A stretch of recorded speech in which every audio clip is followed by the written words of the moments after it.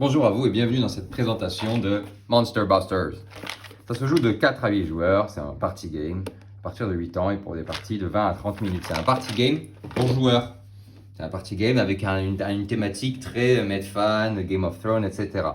Qu'est-ce qu'on y fait? Chaque joueur reçoit en début de partie 3 points de vie, une carte fight et une carte retreat. Même chose pour les autres joueurs.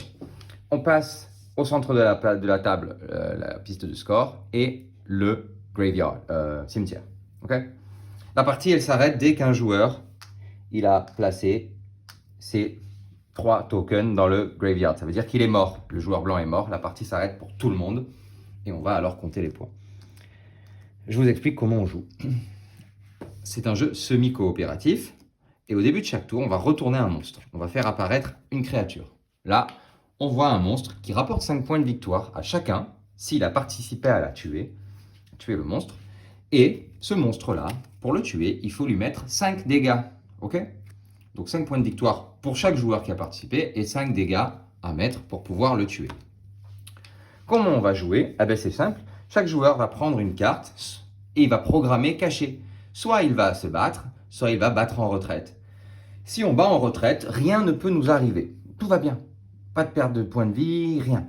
En revanche, on ne pioche pas de cartes, on ne gagne pas de points de victoire, il ne se passe rien. En revanche, si on s'est battu, et là on va dire que par exemple, tiens, on y va y aller direct, on va y aller direct. Lui, il s'est battu.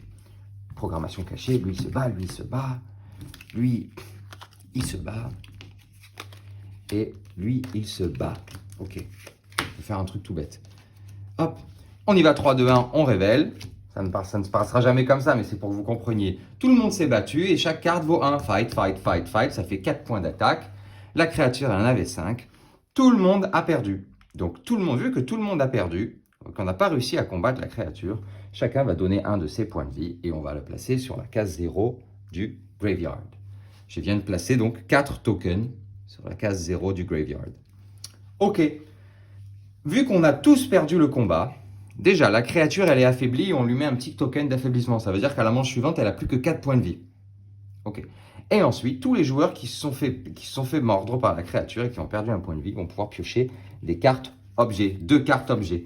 Les cartes objets, désormais, à la place de jouer notre carte Fight ou notre carte Retreat, on peut jouer un de nos objets. Je vais vous montrer à quoi ça ressemble. J'ai toujours ma carte Fight et ma carte Retreat qui reviennent toujours dans ma main.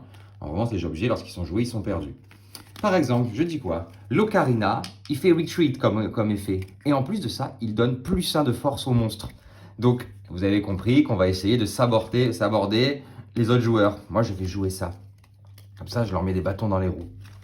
Et puis, je vous montre les autres cartes. Ah, ça c'est super. Le Hawk, il fait 1 point, mais il fait plus 2 s'il y a plusieurs autres Hawks qui ont été joués.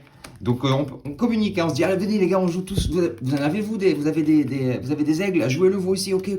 Alors que le joueur blanc il dit, ok je te suis. Évidemment le joueur rouge il a dit, ouais je te suis, mais il a joué son ocarina. Et le dernier joueur, lui, bah, il y va tranquille et il dit, non. Hop, je vais jouer juste un fight. On y va, 3, 2, 1, on révèle. Et là on calcule, c'est parti, ça vaut 1. Je vous rappelle qu'elle a plus que 4 points de vie, ça vaut 1. Ça, c'est retreat et en plus, ça refait monter la créature à 5 points de vie. Ça vaut 2 et ça vaut 2. 1, 4 et 5. La créature est battue. Lui ne gagnera rien. Ce joueur-là ne gagnera rien mais ne perdra rien non plus. En revanche, tous les autres joueurs prennent 5 points de victoire. Donc, blanc prend 5 points de victoire. Hop là, j'ai fait une bêtise. Ça, c'est la petite manip. Blanc prend 5 points de victoire. Jaune et violet prennent 5 points de victoire. Que rouge qui reste à 0, la loose. Les cartes sont défaussées. On récupère notre carte fight et on est reparti pour une manche. Et je vais vous expliquer un petit truc. Cette créature a été battue, elle s'en va et on en révèle une nouvelle. Oh, ok. Celle-là, il faut que 4 points pour la tuer. Ça dépend du nombre de joueurs. Et maintenant, j'explique, j'ajoute les règles au fur et à mesure, ça c'est bien. À chaque tour, en plus du monstre, on révèle une location card. Les location cards, elles vont avoir des effets additionnels. Par exemple, ça nous donne immédiatement 1 d'attaque par rapport au monstre. C'est 1 pour tout le monde. C'est 1 gratuit. Okay, et en plus, si vous jouez une hache, elle va avoir un effet de jeu. Il y a d'autres trucs. Alors, par exemple, je vais vous montrer celui-là. Celui-là, il nous donne à tous 3 points d'attaque directement. Et le temple, je l'aime bien, il multiplie le score de la créature, donc 4 par 2. Donc tous ceux qui vont réussir là, ils auront 8 points. Bon, imaginons que maintenant, joueurs jaunes et alors le rouge et violet font retreat, donc rien ne se passe pour eux, et jaune et blanc sont à laisse battre et ils ont perdu. Ils vont perdre donc encore un point de vie, et où vont-ils le placer? C'est simple, ils vont le placer sur le prochain chiffre du cimetière qui correspond au nombre de jetons déjà en place. Donc il y en avait déjà 1, 2, 3, 4. Donc ils placent tous les deux leurs jetons sur le 4.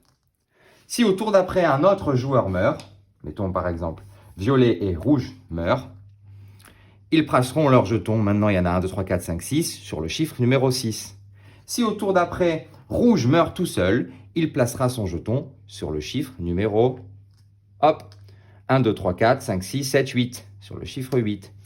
Et vu que rouge vient de perdre son dernier jeton de vie, c'est la fin de la partie. Tous les joueurs à qui il reste des jetons de vie les prennent et les rajoutent sur le cimetière, sur la case qui correspond encore une fois en respectant la règle. 1, 2, 3, 4, 5, 6, 7, 8, 9.